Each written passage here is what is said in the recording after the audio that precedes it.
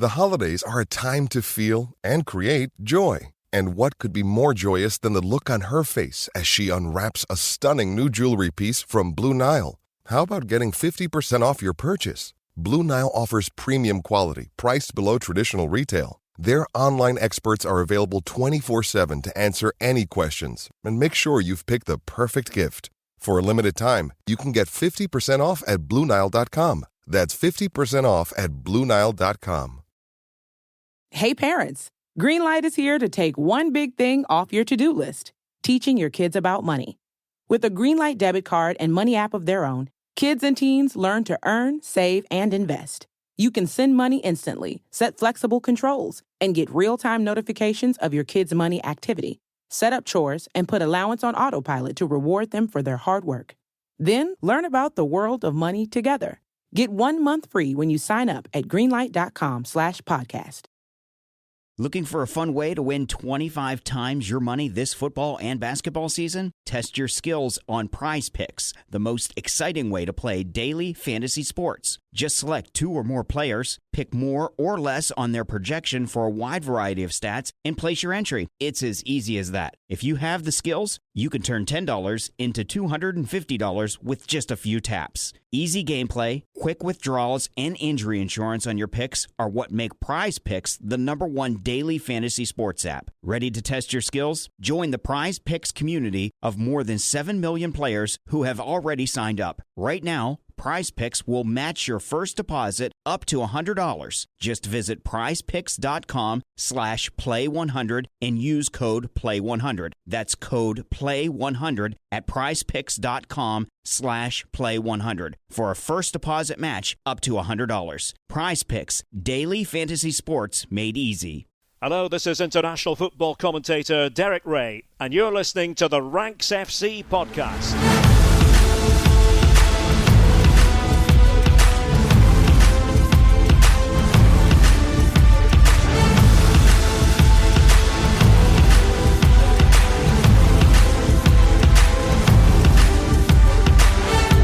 Hello Rank Squad and welcome to Ranks FC. It's the second ever episode of our Champions League review show, back for the second time in 2 weeks. Don't worry, you get a week off next week. My name is Jack Collins and I'll be your host as we look through all 4 of the Champions League round of 16 first leg ties that were played this week. Everybody in the round of 16 has now played, so we can take some assertions and some viewpoints along what we've seen so far. I'm joined by the rank officer Sam Tai. How you doing, mate?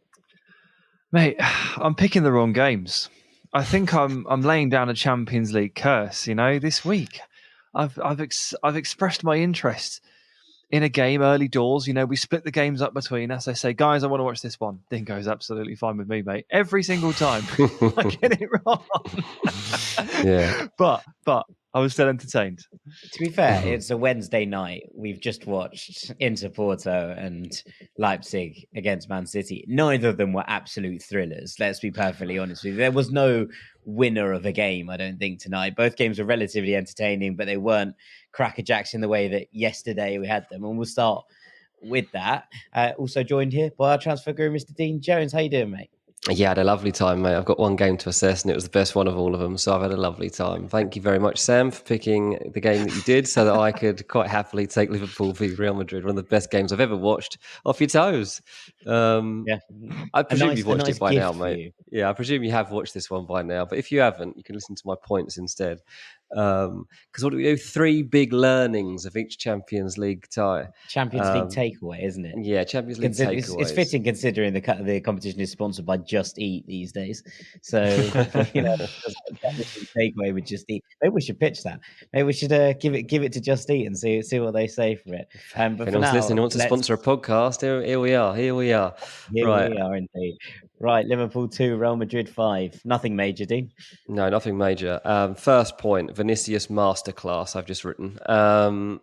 This lad left Anfield in a state of absolute shock. He's killed the tie. There's no comeback to be had here. I just don't see it. After this match, Ancelotti has declared Vinicius Jr. as the most decisive player in the world. Now, that's a really big call, but maybe as a point, especially when it comes to Liverpool. He has a great record against them, particularly the last couple of games. He scored the winner, of course, in the Champions League final. And in this one, Real Madrid just lulled Liverpool into a false sense of security and then just left it to Vinny to do some weird damage. Liverpool were 2-0 up. And look, they did dominate spells of this game. There's no doubt about it. The chances were there for them. But, there were aspects of this game that they just couldn't manage. And when Vinicius, players like him are around, they will keep hunting and hunting until they catch you out. And that is what happened here. Now, Joe Gomez is getting his fair share of blame for Liverpool's downfall in this match. Yeah, he didn't have a very good match. But you also have to admire the talent and perseverance of Vinny in a moment like the first goal, for example. He's executed it brilliantly. Like he has literally forced the chance. He's produced a moment of magic and then he's finished it off. Like not many players could have scored from there in that fashion, especially past a goalkeeper like that. And then on the second goal, he's chasing a dead moment, really. He's really like, even he's not expecting much from that. And like, of course, it's luck. Alisson has brain fart, I guess you could call it. We'll talk about that later on. It's a rare one, isn't it? But yeah. It's a rare. I'm going to talk about that in a bit. But look, it's suddenly 2-2. It's not luck though, right? This is self-belief. This is self-confidence. This is something that Real Madrid have in abundance year after year, and it pays off. This is not a fluke that they managed to turn results like this around. And it's the self-confidence and the self-belief that maybe Liverpool didn't even have at 2-0. Because yes, the place was rocking, and it was more like they couldn't believe it than they were like, expecting to be in this position. And like, yes, we are back to being Liverpool. It was like, oh my God, we're beating Real Madrid. It was kind of like how I'd feel if Fulham were 2-0 up against Real Madrid. It was very weird. And then look, goal number 3 comes and it's Vinicius that forces the free kick. He wins the free kick off Joe Gomez. And then Real Madrid scored the third goal at the start of the second half. And it basically kills off the game. They obviously scored 2 more to make it 5. But the big lesson here, Vinicius Jr. is a £150 million footballer at this point. You look at players that you could compare him to that have gone for big money in the last couple of years. Say look at Jadon Sancho. Say you look at Darwin Núñez. Say you talk about Modric, right? All these players go for like £85 million, like around there. I tell you what, this guy, Vinicius is twice as good as this lot.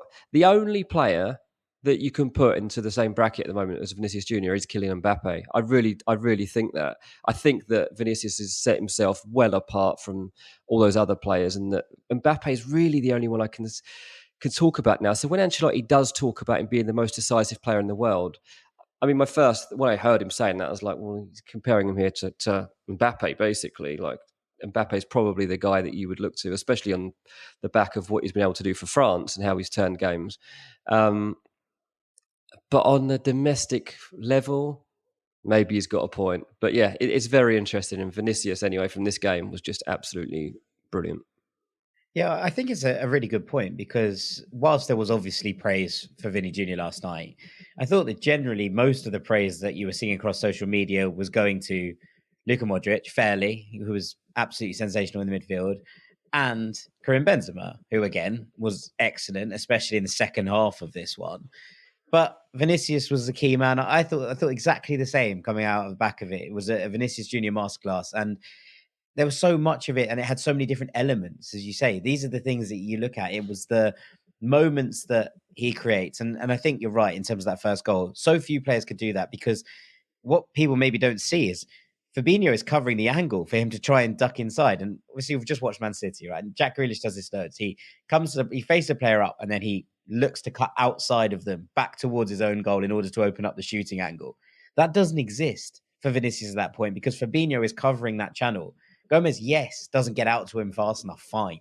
And he leaves a little bit too much space. But to be perfectly honest, 99% of the time, that's fine.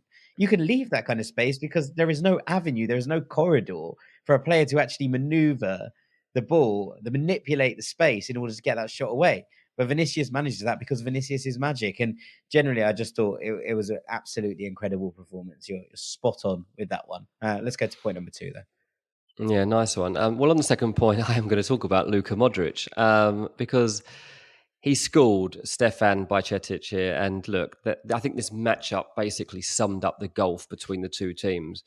This is not a dig at the Liverpool player. Like, he is the youngest Champions League debutant I think that they've ever had. He's been great for them since coming in. This isn't a dig at him. He is literally half Modric's age, right? Literally. But the difference between these two players summed up the difference between Liverpool and Real Madrid at this moment in time. Now, there is a rivalry between Liverpool and Real Madrid that's been created. But when they last played in the Champions League final, there wasn't a lot between them. Literally, it was Vinicius being decisive. That's not the case anymore. I mean, you watch this tie, there's a huge gulf between these two teams at the moment. And you look at what's happening domestically, and yeah, Madrid are still, a bit back from Barcelona in terms of winning the title, but they can still win it. Liverpool are miles off it and might even qualify for the top four. So this is a Madrid team that are world champions too. And while, Bajcetic has been a godsend for Liverpool since he came in and could save them a lot of money in that position, this was a learning curve for him and a steep one too. He didn't even have a bad game. It's just that he didn't have a game that is good enough to compete with a Real Madrid midfield that contains a Luka Modric who is in pretty good form. Like, Modric, honestly, here, by the end of it, I tweeted it. I don't tweet very often. That's how set back I was by this game. He was treating it like a kickabout of his mates. He was just strolling around. He spent the game, once they settled into it, obviously it did take them a while because they were rocked a little bit by going 2-0 down. Just found little pockets of space that he'd drop into. He'd collect the possession again and launch the counter-attacks. And it's those sharp movements that drops him into those spots, and then the smart decision-making and the passing that just sets him apart. It has done, obviously, for a long time. But in a game like this, it was telling. He obviously took the free kick too to make it 3-2 to set up that goal. And really, it was just a reminder of why you need players like this on the form on big Champions League nights. And it was kind of glaring that Liverpool haven't got that at the moment. Yeah, I mean, look, we've talked about Liverpool's midfield as a problem all season, but and you can't usually use this as the benchmark, can you? Because Camavinga kind of struggled, I thought, for the first 20, 30 minutes of this, and then suddenly started to find his rhythm. Valverde is Valverde. He just covers for everybody else all the time, no matter what position you put him in. And then Modric, just as he found his groove, kind of just made everything tick. But I wouldn't lay it at Bajcetic's door. I think you're right in that. I know you're not trying to blame him for this performance. And Jurgen Klopp came out beforehand and said, look, he can't lose tonight. If he has a brilliant game, it's all on him. If he has a bad game, it's on me for picking him and throwing him in at the deep end. And he didn't have a bad game, as you say. But there are just moments here where you just go, this is Luka Modric. He's if not a once-in-a-generation midfield, then definitely up in the absolute legendary bracket. And he just settled into it and started to pull strings. And actually, the player that I thought struggled with him the most was Fabinho, who just doesn't look like the player that he was 6 months ago, even 7 months ago. I thought it was that matchup that really stuck apart for me. Bajcetic did all right. He worked hard. He wasn't as good as Valverde, but he did okay. And then you have Fabinho coming at the kind of two older statesmen. Obviously, Fabinho is nowhere near as old as Modric is, but the kind of people supposed to glue this together. And Modric just schooled him. As you say, just one of those midfield performances that you look back on and go, that's a master at work. And sometimes you have to just doff your cap. Yeah, I probably picked Bajcetic out here because he is Liverpool's best midfielder, and maybe he shouldn't be. Maybe it's probably not fair on him that he is actually their best midfielder. This is a player that should be in and out of the team. Really, shouldn't be a consistent member of a Liverpool starting midfield week after week. But they actually count on him, and they had to try and count on him here because of that. So, yeah, a victim of his own success in a way. Let's talk about a couple of other victims right in here in my third and final point, because there were two goalkeeping mishaps here that would be absolutely nailed on normally for Melon of the Week, both of them. Courtois, hang your head in shame, and Alisson, what are you doing, son? But you know what? It got me thinking, and as Taylor saw it, she's like, what are they doing? Like, why don't they just kick it away? Like, what's the plan here? Why are they doing that? And I was like thinking about like what is happening, and I think basically goalkeeping should probably start going with a warning, like to anyone that's going to do it, because the position's not the same as it was. And I think that goalkeepers are now more and more at risk of this happening to them than ever before. In the modern game, we shouldn't be surprised that this is going to happen more and more often, because goalkeepers are being increasingly encouraged to play it out of the back and to pass it out and to become a footballer, not a goalkeeper, as I would say. Like they will soon be able to be considered for Footballer of the Year because they're expected to be able to play good football. I think, honestly, it's slightly unfair at times. Like some of the positions that they have to pick the ball up in and some of the passes they have to receive, it's not always their fault. I think Gomez again got a bit of a stick for his pass back in this. I don't know that's necessarily fair. But yeah, these not are... sure Gomez did anything wrong there. No, he did lots of things wrong in this game. That wasn't one of them. Yeah, there was. I think with the goalkeeper thing, Dean, I saw it very well summed up on Twitter. Someone said it's now an occupational hazard. It's just something you have to accept and deal with. You know, these kinds of mistakes because of the role that they now have to play. You're just going to have to accept it. Maybe, Dean, the big takeaway is that the standard for men of the week for goalkeepers needs to shift along a bit, catch up with the modern game, my friend. Yeah.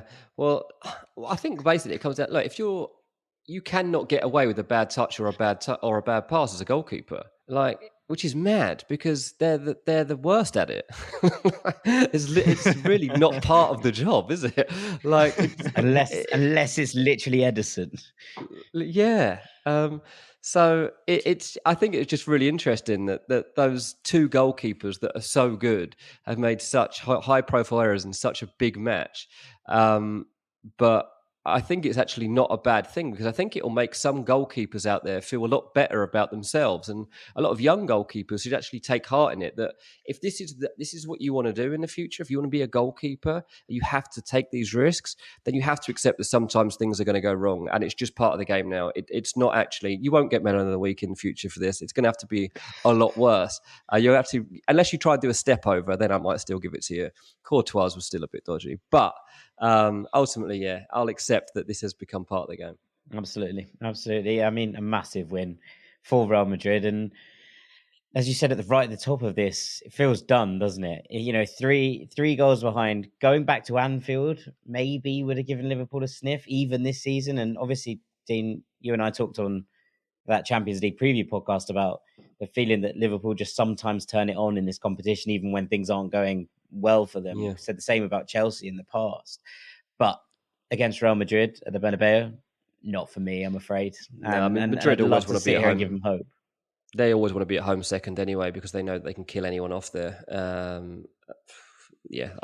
I just don't see that unless their mentality just isn't right, unless Madrid totally switch off in the first half of that game and allow Liverpool to get a couple of goals back, and it's like 2-0 at half time with all to play for.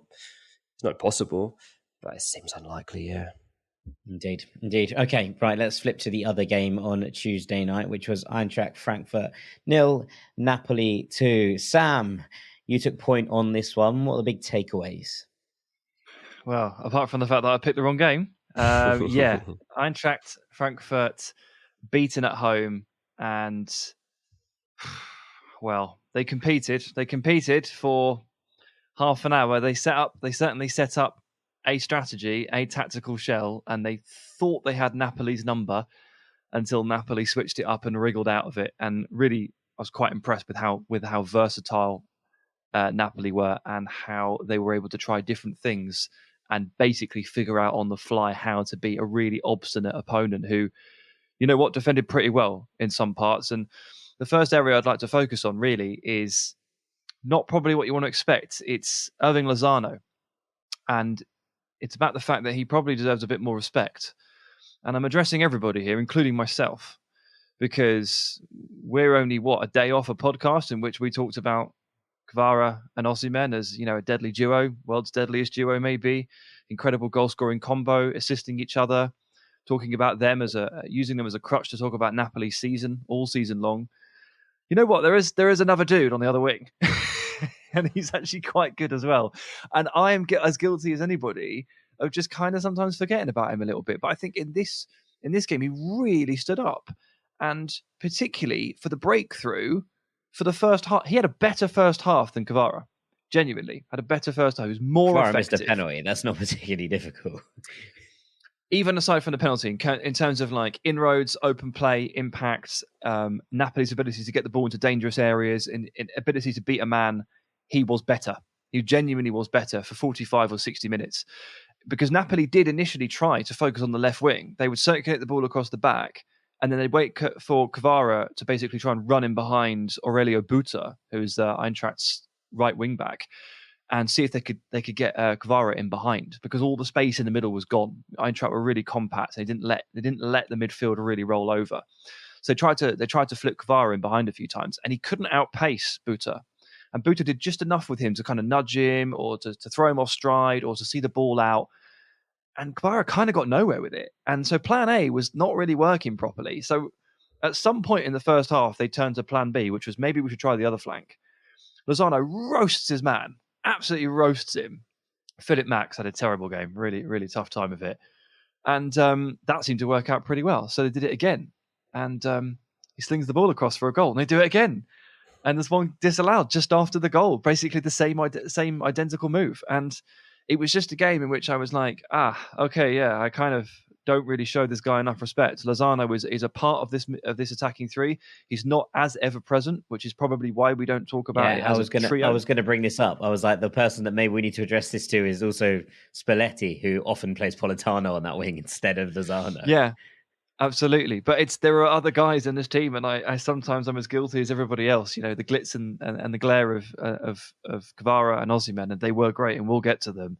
But first up, Chucky, you broke this game open, so you deserve your credit.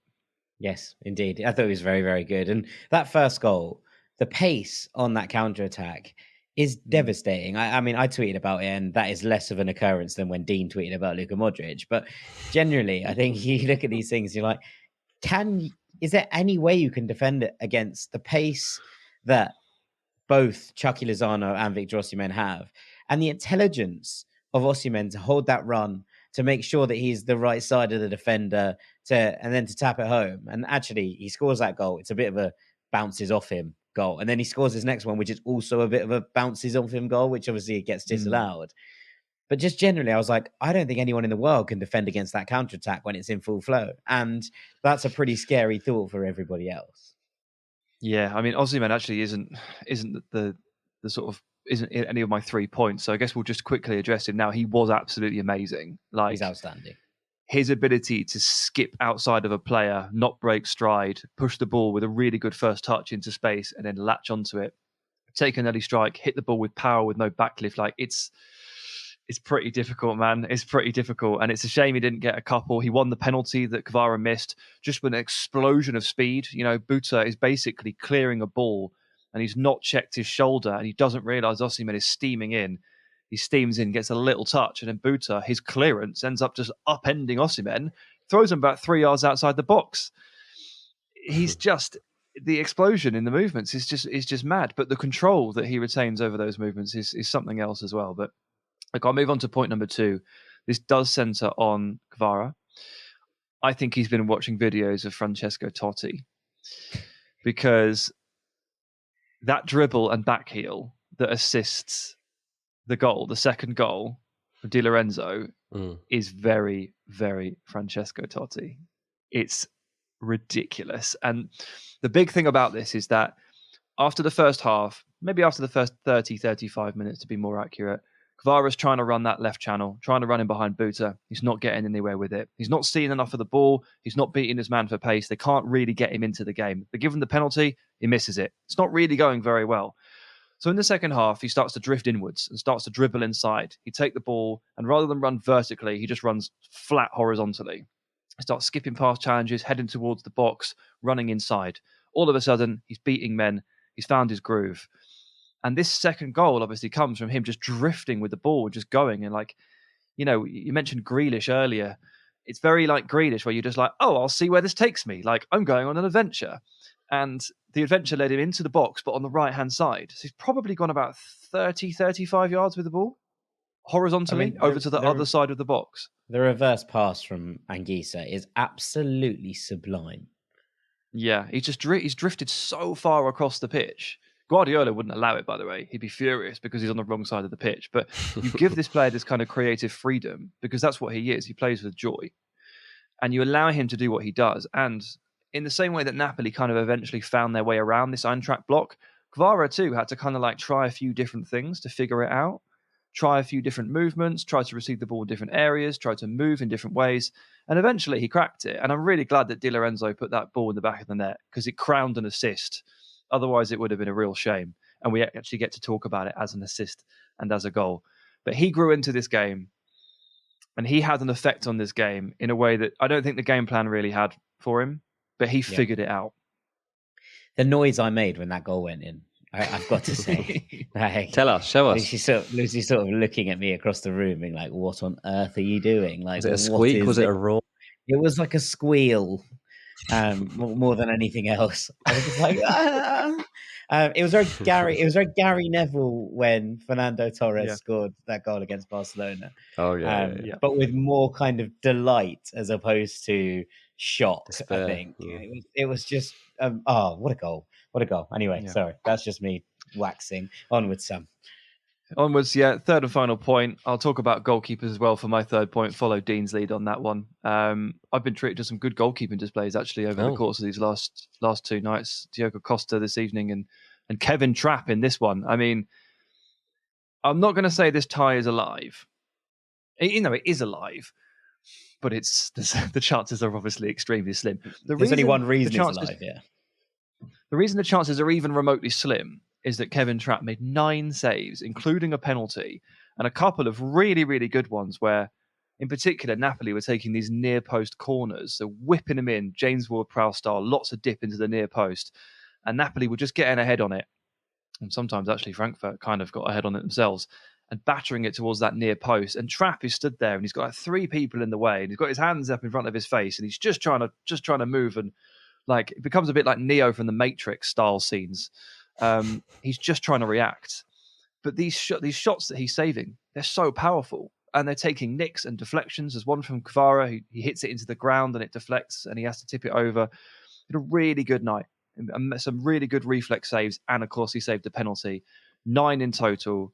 I was really impressed with him, really, really impressed, and he's kept Eintracht in this game. Although we'll have to temper our expectations. They're 2-0 down. They're going to Italy next. And Randall Colomowani was sent off in this second half, which was a shambles of a decision. Yeah, really, really tough for him, isn't it? It's one of those ones that you kind of hope will get overturned, but the chances of it being overturned, considering it was looked at by VAR and decided that it was still a red card, feel relatively slim at this point. But never a sending off for me, and maybe does kill the tie dead, which is a shame because Eintracht started well. They were, a very, very good value, I thought, to have gone in level. And when Trapp saved the penalty, said it to you, Sam, at the time, I was like, it feels fair because I think that Frankfurt have probably done enough to go in level in this first half. And then about 2 minutes later, Osimhen scored. So I was like, all right, cool. That was a nice little curse from me on that one. But alas, it doesn't feel like Eintracht will go to Naples with all that much hope. Right, let's come on to tonight's games. And I'm going to start us off by talking about RB Leipzig 1, Manchester City 1. And I'm going to start off the 3 points with the point that City like to play with their food. When City are on top in games, they don't just go for the jugular. They're like, let's see how we can torment them for a little while. And I know that this is all to do with the element of control that Pep wants to put into games. And I completely understand that. But I do think that City's inability to go for the jugular at points is really holding them back. And it's not quite as...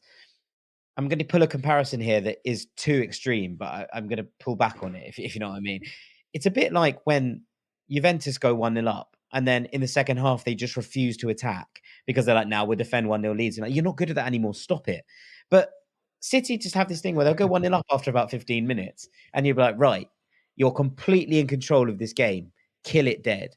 And instead, they just seem to be like, okay, what we're going to do is really, really wear the opposition out. And I appreciate that has its real moments in terms of trying to make sure that you are staying in control of games. But in ties like this, where Leipzig aren't playing well, in the first half, and we'll come on to that. You've got to just be like, right, we are in complete control here. We have to try and make this count so that there is a semblance of a cushion in the second half. And it did feel in so many ways that City got into the lead and were like, right, we'll just knock the ball around for the next 70 minutes. And look, the City team have the capacity to do that, and they love being in control of games. But this is the Champions League. And friend of the pod, Harry Brooks, did a really good tweet earlier that I thought was really interesting about why Real Madrid are good and why they're really good in the Champions League. And it's about being able to play in different game states. And the fact that you're looking at these kind of teams like Real Madrid who were 2-0 down, and Ancelotti was like, it'll be fine. We'll just let Vinicius do his thing. Benzema will probably score a few. Luka Modric will probably come into this game. City don't do this because City are only in control when they're in control, if that makes sense. And when the game opens up and gets stretched, and Pep talked about it, he said, if Leipzig start getting into transition, you're in real trouble. You need to stop that happening. And the fact that City weren't able to make the most of this first half, and this isn't new, like we saw this at Nottingham Forest at the weekend as well, where they had that 1-0 lead, and you go, right, how many are City going to score today at the City ground? And instead, they don't do that and they get punished for it. And it's happened all over again tonight in Leipzig. And I just think there's an element of it being like, if you start cutting through teams, and the way that they sized through Leipzig for that first goal, the little dummy from Gundogan is absolutely wonderful. But the fact that it took 67 minutes to get Erling Haaland a touch in the opposition box, I think probably tells you all you need to know about the way that City set up after they scored that goal. Yeah, look, they basically ignored Haaland. Like we've heard all the conversations about how having Haaland has changed this Man City team, and I think you could either call them predictable, or you could say they're too reliant on him, whichever way you want to dress it up. But he had nothing to feed off here. It was like they completely definitely weren't relying on him tonight, were they? Well, it was like they didn't want him. It's like he wasn't there. Like he wasn't there, yeah. And then he did get one chance, didn't do anything with it. I'm sure tonight he's feeling really frustrated, to be honest. Especially he's playing in Germany. Like every time he goes and plays against a Bundesliga club, he wants to go back and remind everyone what he's about and make his point. This is just the way the guy's made. But he won't be very happy right now, Erling Haaland. We'll have to see. I think they got Bournemouth at the weekend, haven't they? See if he takes it out on them. But someone soon, I think, is going to feel this anger from Haaland. He's going to take it out on someone soon. The longboats are going to come raiding at some point in the near future, I think. Right, number 2 here is I have absolutely no idea what RB Leipzig's game plan was in the first half of this game. Like, I have not a clue what they were trying to do, because normally you go, okay, Leipzig are a team who are under a Red Bull model. Marco Rose is in charge of them now. We know exactly what Leipzig are going to do. They're going to try and hit City on the counter. They won't be delighted that City have all the ball, but they equally will be able to deal with it because this is a system that is able to deal with those kind of issues. In the first half, they offered absolutely nothing to this game of football, and it was really strange. I've watched a lot of Leipzig of late, and I've thought they've been really, really impressive. That win over Wolfsburg in particular, I thought they were sensational in that game. And under Marco Rose, I think generally Leipzig have really improved. He feels like Marco Rose and this team are a good match in that I think he's improved tactically from where he was at Dortmund last year, or this system fits him better. But I think they're playing better generally across the ball, with the ball as well, which has always been a point of contention with Marco Rose teams. But they just really didn't try to do anything in the first half. And like, I'm trying to find a way of describing this that isn't no idea. But generally, I'm kind of struggling to come up with any concept of what Leipzig's game plan was. Yes, City were excellent and they had a lot of the ball and they stroked it around nicely. But when Leipzig got the ball, they didn't even try and get in the channels. They didn't try to transition quickly. You're looking at these things and going, well, Pep said that he's a bit scared of our transition. It's as if Marco Rose double guessed himself after Pep said that and went, well, we won't play in transition then. And I was like, yeah, but you have to play transition because there is no other way of playing right now. And it was genuinely one of the strangest things. And I said it on the commentary, and I will kind of defer to that point briefly, and that Leipzig will be looking back at that after the way that they played in the second half and thinking, why the hell did we do that? Well, we could have won this game. Like, we could have won the game in the second half, never mind the first half. But we only played for 45 minutes of this encounter, and we've come away with a 1-1 draw against Manchester City. What on earth are we doing? And generally, that's my big takeaway from a Leipzig perspective. Literally, if they had come out and played like they did in the second half throughout this tie, I'd suggest that Leipzig would be in charge. I would suggest that they would have a lead going to Manchester. Now, whether that would be enough, I don't know. And I probably would err on the side of doubt. But just across all this game, it was just really odd. Yeah, I mean, maybe it's just that sometimes, you go out with a game plan, but you get to the game and you realise what you're actually up against here, and you become a bit scared to play your normal game. I mean, the commentator during the game even said, he was like, I've actually watched a lot of Leipzig. This is not how they play. He said, this is not what I've seen. I think he covers all the Bundesliga games. He's like, this isn't how they play. Maybe it's just a case that it almost needed them to go behind in order to start playing their own game, to actually remember they have to get something from this game tonight, or they're the chance of going to Etihad and pulling off a winner hard enough, but especially if you're already behind from a first leg. So, yeah, maybe it did them a favour in the end. Mahrez actually did score during that first half period, and it was only one. Yeah, I think that's probably fair. My third and final point on this one is that Pep didn't make any substitutions. 0 substitutions from Pep Guardiola. Again. And there were some certain things that I thought were a bit weird about this. Now, look, let's be perfectly clear about this. The Manchester City bench is depleted. It was not the kind of host of superstars that we are used to seeing on the Manchester City bench. But Julian Alvarez and Phil Foden were both on said bench. They were asked about this before the game, and Pep said that he had chosen not to select Foden as a tactical decision. There was no injury-related issues. He said he played well when he came on at the weekend, decided to rest him for this one.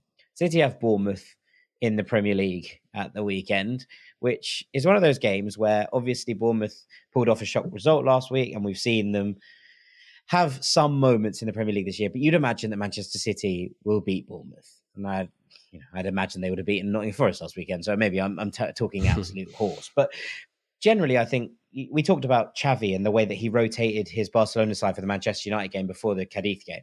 When we talked about it and wondered about it before this Manchester United game, in terms of the fact that they have Almeria at the weekend, and be like, no, play your full strength side in the Europa League against Manchester United and then rotate in the game against Almeria.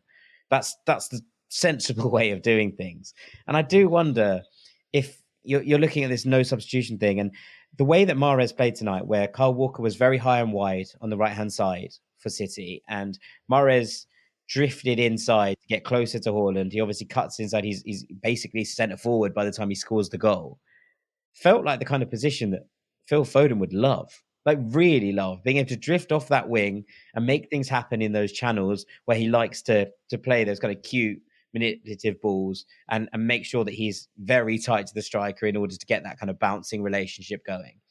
And Alvarez felt like he might be able to offer something as well in a game where City then started to play on the break, and you're going, right, okay, get Alvarez on here and let him peg it down that side, and you have another option in these areas. I just thought it was very weird that Pep didn't make any substitutions, especially because City looked a little bit lost for periods of this game. And when you're looking at how you react to those kind of things, and you also look at how Leipzig reacted to Nkunku coming on and making a difference straight away, suddenly they grew into the game. Everyone grew 10 foot tall for a little while for Leipzig because they felt they were like, right, we've made a change. There are people here we can get at. You just feel like that little bit of a switch up, that little personnel maneuver gave them a lease of life. And City got none of that because there were no personnel maneuvers from Pep Guardiola. Yeah, weird, especially to say, like we were saying about Haaland, like being ignored, like getting no service. Like, what was the point of him being there?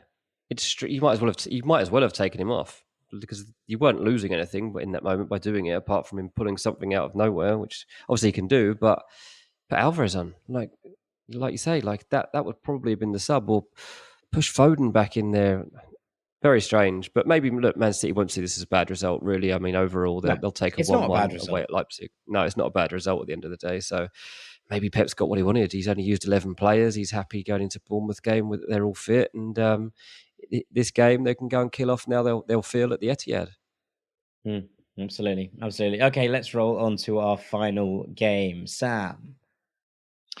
Yeah, so I didn't get all the drama and all the excitement, but I did get the red cards because there was one in Eintracht Frankfurt against Napoli, and there was one in Inter's win over Porto. 1-0, bit squeaky in the end. This was very well contested. Very, very well contested. And no doubt about it, the latest red card for Otavio has definitely played a part in sort of finally swinging this game into Inter's favour, because this was like dead on 50-50 split. Like absolutely all the way through. You could really barely separate the two sides. Not a lot worked in attack for either team. They couldn't really find a way through very often, and they struggled for avenues.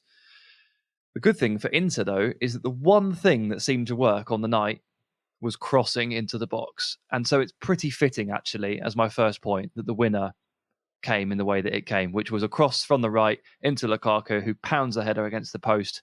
It bounces back into him, and he finishes it off. It's very fitting that that was the method in which the only goal of the game was scored, because Inter actually, their only real threat, Nico Barella aside some clever movements, was crosses. And they did. They sent in quite a lot of crosses. And up until that point, I think I had DiMarco and Darmian, left and right wing back respectively, well in the conversation for their most important players on the night, because they were creating the chances. Inter couldn't really break through the middle. They couldn't really use Dzeko as a bounce ball. They couldn't really get Lautaro to finish any of his chances. But what they could do was cross the ball into the box. That's the one thing that Porto couldn't stop. So the fact that it ended up teeing up the goal for Lukaku is pretty fitting. And for Lukaku to score was quite a nice moment too. Yeah, I think you're absolutely right. And actually, that switch that Inzaghi made to take off Skriniar, pull Freddie DiMarco back into sort of right centre back and release Dumfries down the right, I thought gave him a little bit of an edge down that side with a bit more attacking creativity, a little bit more impetus, as you say, after the red card, allowed things to open up a little bit more, even further for the wing backs, if you will. So generally, I thought that was a nice little tweak from Inzaghi and probably won them the game in the end. Yeah, absolutely. There's a nice little stat, actually, that our commentators read out, that Conceição, the Porto coach, and Inzaghi, the Inter coach, played together at Lazio. As teammates. There you go. At Lazio, under Sven-Göran Eriksson. Long time ago, but they are old friends. So little tweaks like that, little things that happen, little moments that decide the game. It's between two old foes, old colleagues, old foes. It's always very interesting. But I'll move on to point number 2, which was that I actually thought the best performance on the night was from Matheus Uribe, which I did not expect to say. Given the amount of talent on that pitch, particularly in midfield, it feels ridiculous really to say that he was the best midfielder, let alone the best player. But I think he put in a near perfect performance, and it's made all the more impressive by the fact that he was quite a big injury doubt coming into this game. Been missing a little bit. Porto have had quite a few injury issues, actually, but they've had to draw on their reserves a little bit, and I think this was probably a case of, what can you give me? Like, can you get all the way through this one? We really need you for the big occasion. And he turned up, and I tell you what, there were times on this pitch, I thought there were 3 of him on this pitch.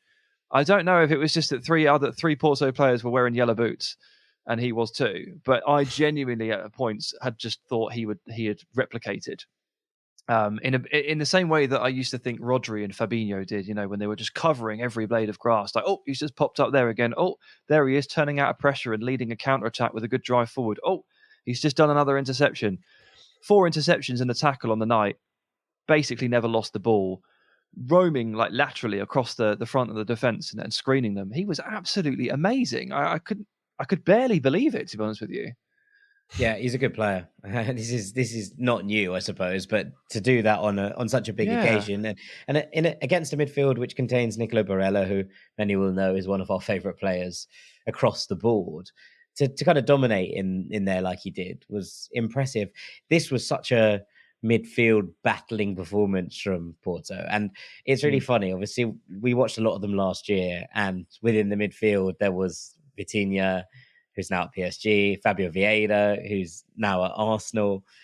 you look at these and you go, oh, there was lots of creativity in that midfield. Who have they replaced them with? But they haven't. They've just let the dogs of war loose in the middle of the pitch. And I thought that was interesting that Porto went for that approach. But also I thought it was probably the correct approach, considering they were away at Interside in good form at San Siro. And to be perfectly honest with you, if it wasn't for a bit of real stupidity, it probably would have worked. Yeah, I mean, generally speaking, I think it kind of did work. Like it leveled the playing field massively. Inter could not play through them. They could not use the centre of the pitch. And San Siro was getting pretty annoyed about that. They were getting quite impatient. And if you do reduce your opponents to slinging balls into the box, like obviously you don't, ideally you never concede a shot, but like one of the least threatening things you can concede is a sort of lofted cross from, deep position, 30 yards. All right, Dzeko's in there, who's going to make it difficult for you to deal with it. But for the most part, Hail Mary, until they were, isn't it? Yeah, it's okay if that's what you reduce your opponent to. There's low percentage stuff. So well done to Porto there, particularly Uribe, although Grujic was quite good as well. And it leads me on to the third and final point. All things considered, this isn't really too bad for Porto. They've only lost 1-0. San Siro is very, very difficult in terms of places to go. The tie is in the balance. They had a load of injury concerns heading into this game. And they got Matheus Uribe through unscathed. They got Evan Nilsson back onto the pitch as a substitute. They had a man sent off, but that's going to be okay because they get 11 men from the start next time. So in 3 weeks, they welcome Inter back to the Dragao. Horrific place for an away team to go. 11v11.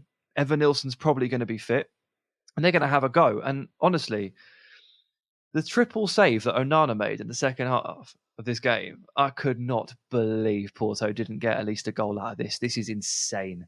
Absolutely insane. Hell of a piece of goalkeeping, this from Onana. And there were a couple of really, really lively counter-attacks from Porto too. So losing the first leg doesn't feel good.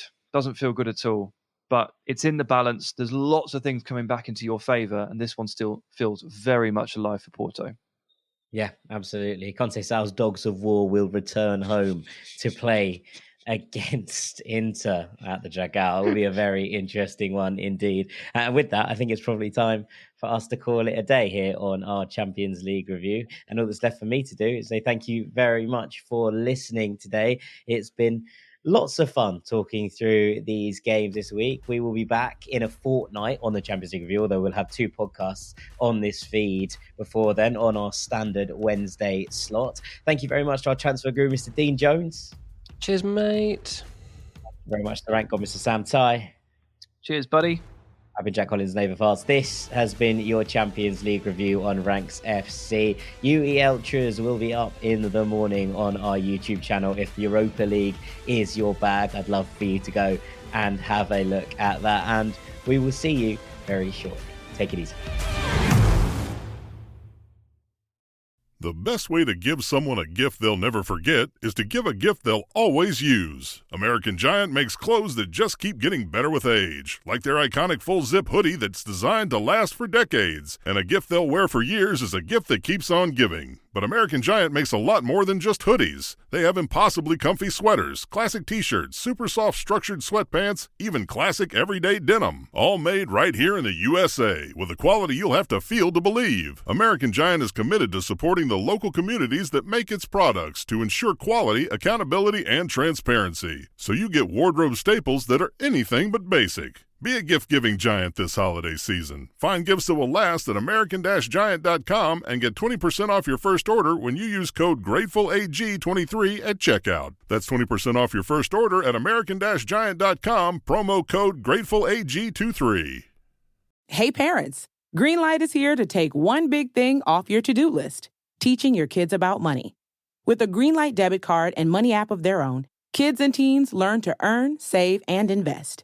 You can send money instantly, set flexible controls, and get real-time notifications of your kids' money activity. Set up chores and put allowance on autopilot to reward them for their hard work. Then learn about the world of money together. Get 1 month free when you sign up at greenlight.com/podcast.